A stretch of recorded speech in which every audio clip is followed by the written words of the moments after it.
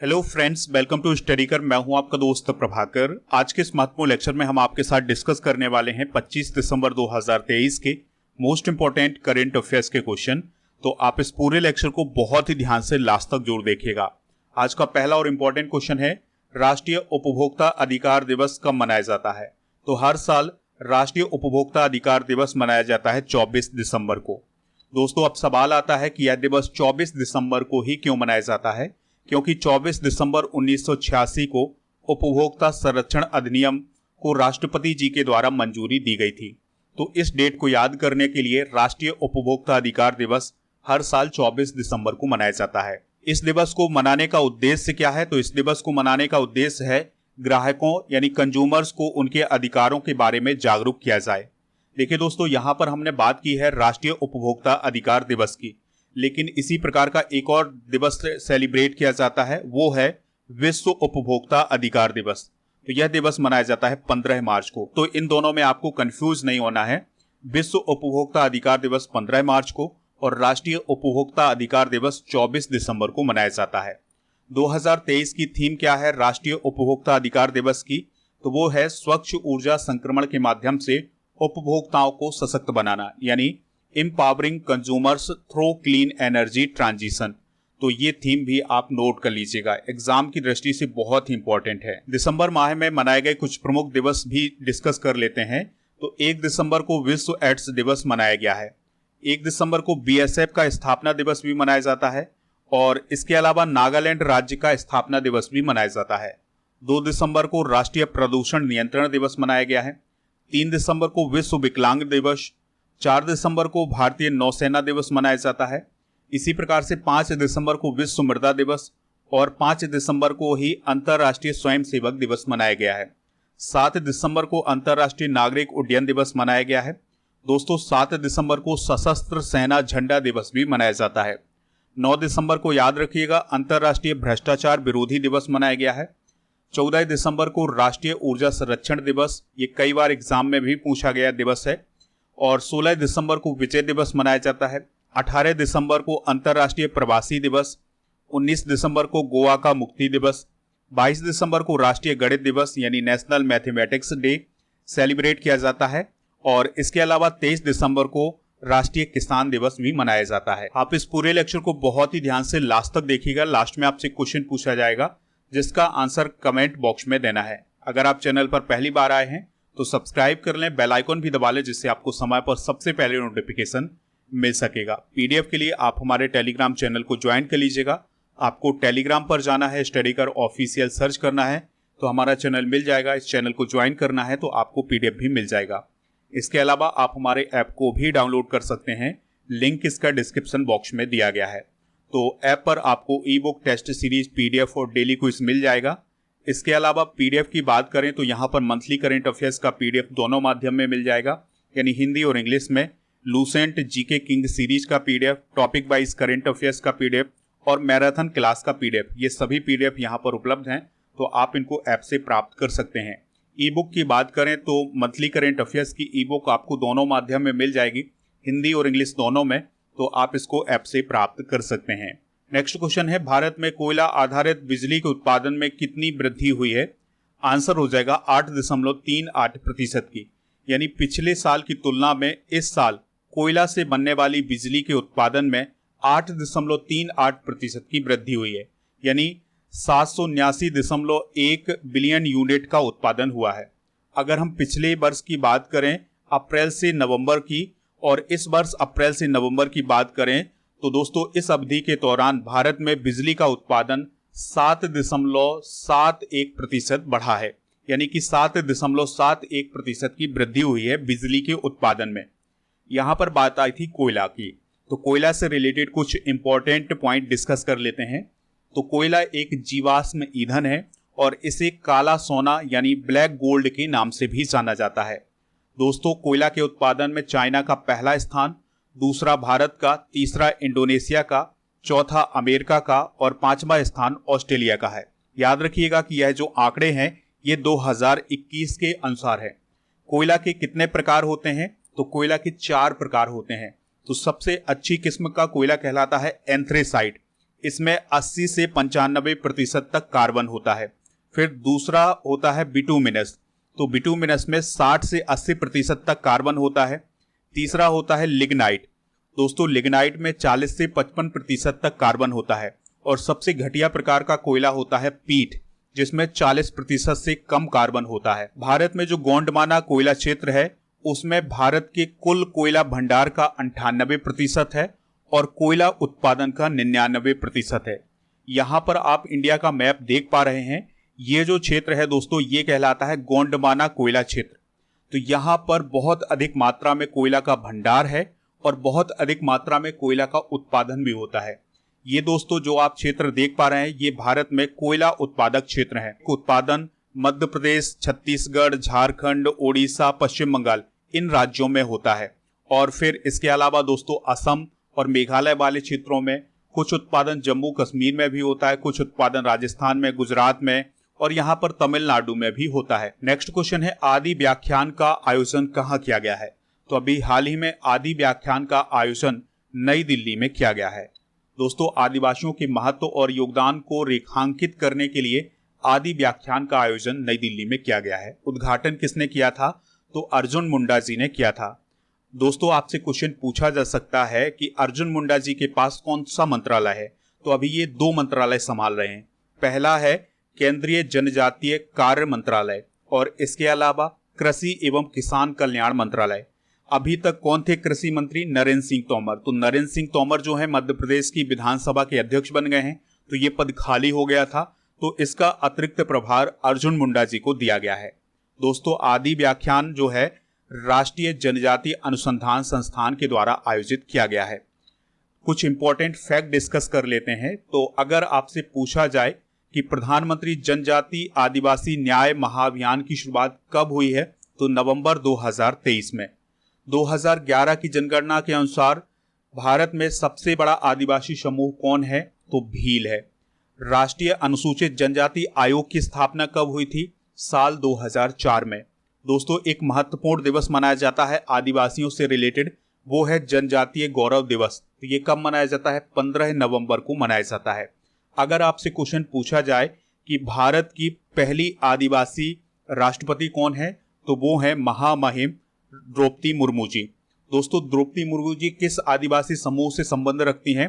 तो वह संथाल आदिवासी समूह से अपना संबंध रखती हैं। तो ये कुछ इंपॉर्टेंट फैक्ट हैं, इन्हें आप नोट कर लीजिएगा। नेक्स्ट क्वेश्चन है विश्व भारती के शोधकर्ताओं द्वारा खोजे गए बैक्टीरिया का नाम किसके नाम पर रखा गया है? आंसर हो जाएगा रविन्द्रनाथ टैगोर के नाम पर। दोस्तों विश्व भारती शैक्षणिक संस्थान पश्चिम बंगाल में है, तो उसके शोधकर्ताओं के द्वारा अभी हाल ही में एक बैक्टीरिया खोजा गया है और उसका नाम रविन्द्रनाथ टैगोर के नाम पर रखा गया है। इस बैक्टीरिया का नाम क्या रखा गया है? तो इस बैक्टीरिया का नाम है पेंटोइया टैगोरी। क्या रखा गया है दोस्तों? पेंटोइया टैगोरी रखा गया है। इसको खोजा किसने है? तो प्रोफेसर बॉम्बा डैम के नेतृत्व वाली जो टीम थी उसने इस बैक्टीरिया को खोजा है। दोस्तों यह बैक्टीरिया कृषि के लिए बहुत ही महत्वपूर्ण है क्योंकि यह पोटेशियम को घुलनशील बनाता है, इसके अलावा नाइट्रोजन की भी पूर्ति करता है। तो यह कृषि में बहुत ही महत्वपूर्ण बैक्टीरिया समझा जा रहा है। बात करते हैं रविन्द्रनाथ टैगोर की। तो रविन्द्रनाथ टैगोर का जन्म कब हुआ था? 7 मई 1861 को। कहाँ हुआ था? कलकत्ता में। अगर आपसे क्वेश्चन पूछा जाए कि महात्मा गांधी को महात्मा की उपाधि किसने दी थी? तो रविन्द्रनाथ टैगोर ने। दोस्तों रविन्द्रनाथ टैगोर को किस वर्ष साहित्य का नोबेल पुरस्कार मिला था? 1913 में। किस पुस्तक के लिए मिला था? गीतांजलि के लिए। भारत में नोबेल पुरस्कार प्राप्त करने वाले पहले व्यक्ति कौन है? रविन्द्रनाथ टैगोर। नेक्स्ट क्वेश्चन है सीएमडी ऑफ द ईयर का सम्मान किसे प्रदान किया गया है? आंसर हो जाएगा प्रदीप कुमार दास को। तो 2023 का सीएमडी ऑफ द ईयर किसे चुना गया है? प्रदीप कुमार दास को। दोस्तों प्रदीप कुमार दास इरेडा के अध्यक्ष और प्रबंध निदेशक हैं। इरेडा को हम भारतीय नवीकरणीय ऊर्जा विकास एजेंसी लिमिटेड बोलते हैं। तो इसके जो सीएमडी हैं प्रदीप कुमार दास, तो उनको सीएमडी ऑफ द ईयर 2023 चुना गया है। दोस्तों यह जो कार्यक्रम हुआ था, यानी कि पुरस्कार देने का जो कार्यक्रम था, ये इंडियन चैम्बर ऑफ कॉमर्स के द्वारा आयोजित किया गया था और यह लगातार दूसरा साल है जब प्रदीप कुमार दास को यह सम्मान प्राप्त हुआ है। हाल ही में प्रदान किए गए कुछ प्रमुख पुरस्कार डिस्कस कर लेते हैं। जैसे हार्दिक सिंह को पुरुष FIH player of the year चुना गया है। संजीव को हिंदी का साहित्य अकादमी पुरस्कार 2023 मिला है। डॉक्टर श्रीनिवास नायक को विजनरी लीडर आइकॉन पुरस्कार मिला है। रिजुल मैनी को मिस इंडिया यूएसए 2023 का खिताब मिला है।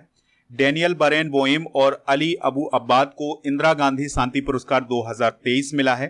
अंतिम पंघाल को UWW rising star of the year चुना गया है। जावेद अख्तर जी को पद्म पाणी लाइफ टाइम अचीवमेंट पुरस्कार मिला है। डॉक्टर हेमाचंद्रन रवि कुमार को कर्मवीर चक्र पदक 2023 से सम्मानित किया गया है। कबीर बेदी को द ऑर्डर ऑफ मेरिट प्राप्त हुआ है इटली का। और पुष्पा भारती जी को 33वां व्यास सम्मान दिया गया है। नेक्स्ट क्वेश्चन है, लखपति दीदी सम्मेलन कहां आयोजित किया गया है? आंसर हो जाएगा जैसलमेर में। तो राजस्थान के जैसलमेर में अभी हाल ही में लखपति दीदी सम्मेलन का आयोजन किया गया है। इसमें हमारे देश की राष्ट्रपति द्रौपदी मुर्मू जी भी शामिल हुई थी। दोस्तों, मोदी सरकार के द्वारा एक योजना चलाई जाती है जिसे लखपति दीदी योजना बोलते हैं। तो इसके माध्यम से जो स्व सहायता समूह से जुड़ी हुई महिलाएं हैं उनको कौशल विकास प्रशिक्षण दिया जाएगा। तो लगभग 2 करोड़ महिलाओं को कौशल विकास प्रशिक्षण दिया जाएगा लखपति दीदी योजना के द्वारा। दोस्तों, इस योजना के अंतर्गत राजस्थान की 11.24 लाख महिलाओं को भी लाभ मिलने वाला है। 2023 के कुछ प्रमुख सम्मेलन डिस्कस कर लेते हैं। जैसे 18वां G20 शिखर सम्मेलन नई दिल्ली में हुआ था। 49वां G7 शिखर सम्मेलन हिरोशिमा जापान में हुआ था। 15वां ब्रिक्स शिखर सम्मेलन साउथ अफ्रीका में हुआ था। संघाई सहयोग संगठन का जो सम्मेलन हुआ है 2023 में, ये भारत के द्वारा आयोजित किया गया था और ये एक वर्चुअल समिट हुआ था। 43वां आसियान शिखर सम्मेलन जकार्ता इंडोनेशिया में हुआ है। 20वां आसियान भारत शिखर सम्मेलन जकार्ता इंडोनेशिया में हुआ है। विश्व आर्थिक मंच की वार्षिक बैठक दावोस स्विट्जरलैंड में आयोजित की गई है। अफ्रीकी संघ का शिखर सम्मेलन 2023 में आदिस अबाबा इथियोपिया में हुआ है।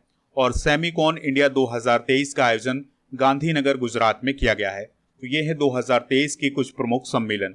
नेक्स्ट क्वेश्चन है, डॉक्टर बी मोहिनी गिरी कौन थी जिनका हाल ही में निधन हो गया है? आंसर हो जाएगा इसका महिला अधिकार कार्यकर्ता। तो महिलाओं के अधिकारों के लिए काम करने वाली डॉक्टर बी मोहिनी गिरी का अभी हाल ही में निधन हो गया है। उन्होंने महिलाओं के सशक्तिकरण के लिए काम किया है। इनकी सबसे बड़ी उपलब्धि थी कि इन्होंने 1995 से 1998 तक राष्ट्रीय महिला आयोग के अध्यक्ष के रूप में काम किया है। दोस्तों, बात आई है यहाँ पर राष्ट्रीय महिला आयोग की। तो इसका गठन कब हुआ था? 1992 में। इसकी वर्तमान में अध्यक्ष कौन है? रेखा शर्मा। तो ये दोनों पॉइंट आप नोट कर लीजिएगा। हाल ही में हुए कुछ प्रमुख निधन डिस्कस कर लेते हैं। जैसे टीवी एक्टर दिनेश फडणीस का निधन हो गया है। एक्टर जूनियर महमूद का, अभिनेत्री आर सुब्बालक्ष्मी का, फिल्म निर्देशक संजय गढ़वी का अभी हाल ही में निधन हुआ है। नोबेल पुरस्कार विजेता हैं हेनरी किसिंजर, उनका भी अभी हाल ही में निधन हुआ है और ये अमेरिका से रिलेटेड हैं। सुप्रीम कोर्ट की पहली महिला जज फातिमा बीबी का निधन हुआ है। प्रसिद्ध मलयालम लेखक वी वलसाला का निधन हुआ है। अमेरिका की पूर्व प्रथम महिला रोजलिन कार्टर का निधन हुआ है। और धन लक्ष्मी बैंक के निदेशक CK गोपीनाथन का भी अभी हाल ही में निधन हुआ है। नेक्स्ट क्वेश्चन है, एक्सचेंजर ने किस शहर में नया generative artificial intelligence studio launch किया है? आंसर हो जाएगा बेंगलुरु में। तो दोस्तों, अभी हाल ही में एक्सचेंजर के द्वारा भारत के बेंगलुरु में नया generative artificial intelligence studio launch किया है। और दोस्तों, यह जो स्टूडियो लॉन्च किया गया है यह जेनरिक आर्टिफिशियल टेक्नोलॉजी के डेवलपमेंट और उसके प्रयोगों के लिए तैयार किया गया है। दोस्तों, अब सवाल आता है कि ये आर्टिफिशियल इंटेलिजेंस क्या है? तो आर्टिफिशियल इंटेलिजेंस कंप्यूटर के द्वारा नियंत्रित एक रोबोट है जिसमें मनुष्य की तरह इंटेलिजेंस तरीके से सोचने की क्षमता होती है। नेक्स्ट क्वेश्चन है, भारतीय रेलवे के द्वारा कितने स्टेशनों पर पैनिक स्विच लगाया जाएगा? आंसर हो जाएगा 117। तो दोस्तों, अभी हाल ही में सेंट्रल रेलवे के महाप्रबंधक हैं रामकरण यादव जी। तो उनके द्वारा ये बताया गया है कि रेलवे के द्वारा 117 रेलवे स्टेशनों पर पैनिक स्विच लगाया जाएगा। ये पैनिक स्विच क्या होगा? तो पैनिक स्विच दोस्तों RPF यानी रेलवे सुरक्षा बल के कर्मियों को अलर्ट करने के लिए होगा। यानी कि मान लिया कि कोई इमरजेंसी आती है या आपात की स्थिति आती है तो ऐसी स्थिति में जो यात्री होंगे वो इस पैनिक स्विच का इस्तेमाल करके RPF से मदद प्राप्त कर सकते हैं। बात आई है रेलवे की, तो रेलवे से रिलेटेड कुछ इंपॉर्टेंट करंट अफेयर्स डिस्कस कर लेते हैं। तो अगर आपसे पूछा जाए कि भारतीय रेलवे बोर्ड की पहली महिला अध्यक्ष कौन है, तो वो है जया वर्मा सिन्हा। वर्तमान में रेलवे सुरक्षा बल के महानिदेशक कौन है, मनोज यादव। भारतीय रेलवे ने शुद्ध शून्य कार्बन उत्सर्जक बनने का लक्ष्य कब तक रखा है, 2030 तक। विश्व का सबसे लंबा रेलवे स्टेशन कौन बना है, सिद्धारोड़ा स्वामी जी हुबली रेलवे स्टेशन, जो कि कर्नाटका में है। वंदे भारत एक्सप्रेस ट्रेन का संचालन करने वाली पहली महिला कौन है, सुरेखा यादव। पूरे ब्रॉडगेज का 100% विद्युतीकरण करने वाला रेलवे जोन कौन है, मध्य रेलवे जोन। पूरे ब्रॉडगेज नेटवर्क का विद्युतीकरण करने वाला राज्य कौन है, उत्तराखंड। आज का अंतिम प्रश्न है, रविन्द्रनाथ टैगोर साहित्य पुरस्कार किसे प्राप्त हुआ है, आंसर हो जाएगा सुकृता पाल कुमार को। तो दोस्तों अभी हाल ही में प्रसिद्ध कवि और आलोचक सुकृता पाल कुमार को उनकी पुस्तक salt and paper selected poems के लिए प्रसिद्ध रविन्द्रनाथ टैगोर साहित्यिक पुरस्कार दिया गया है। इसके अंतर्गत उन्हें 5,000 अमेरिकी डॉलर की नगद राशि दी गई है। इसके अलावा रविन्द्रनाथ टैगोर जी की एक प्रतिमा भी दी गई है और एक प्रमाण पत्र भी दिया गया है। रविन्द्रनाथ टैगोर साहित्यिक पुरस्कार की स्थापना कब की गई थी, 2018 में। तो अमेरिका में स्थित प्रकाशक पीटर बुंडालो के द्वारा इसकी स्थापना की गई थी। याद रखिएगा, रविन्द्रनाथ टैगोर साहित्यिक पुरस्कार लिटरेचर के क्षेत्र में दिया जाने वाला पुरस्कार है। चलिए अब कल के करंट अफेयर्स को एक बार रिवाइज कर लेते हैं, फिर जनरल नॉलेज के पिटारे को डिस्कस करेंगे। लास्ट में पूछेंगे आपसे क्वेश्चन जिसका आंसर कमेंट बॉक्स में देना है। तो खेलो इंडिया यूथ गेम 2024 का शुभंकर क्या है, वीर मंगई। संयुक्त राष्ट्र के द्वारा किस वर्ष को अंतर्राष्ट्रीय कैमलेट्स वर्ष घोषित किया गया है, 2024 को।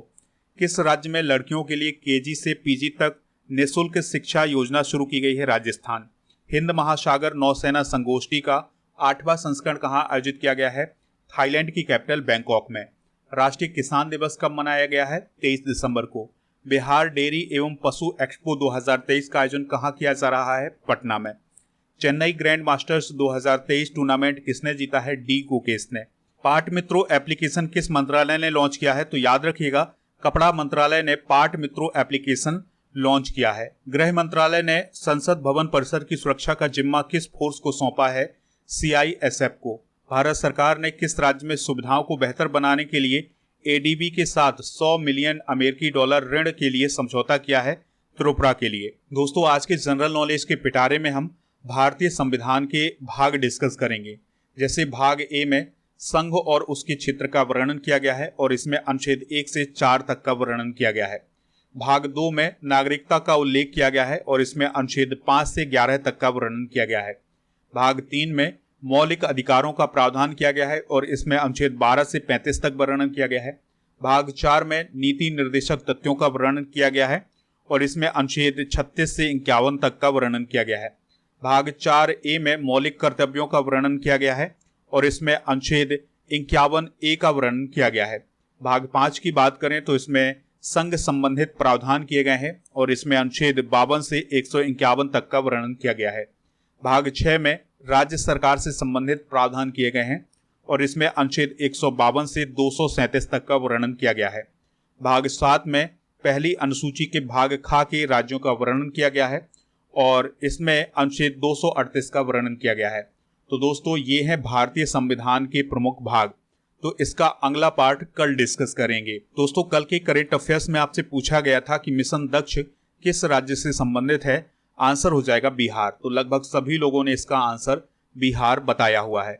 इसी प्रकार से आपसे जो क्वेश्चन पूछा जाए उसका आंसर आप कमेंट बॉक्स में जरूर दीजिएगा। तो आज का क्वेश्चन है, जनजातीय गौरव दिवस कब मनाया जाता है। तो इसका जो भी राइट आंसर हो कमेंट बॉक्स में जरूर बताएं, हमें इंतजार रहेगा आपके आंसर का।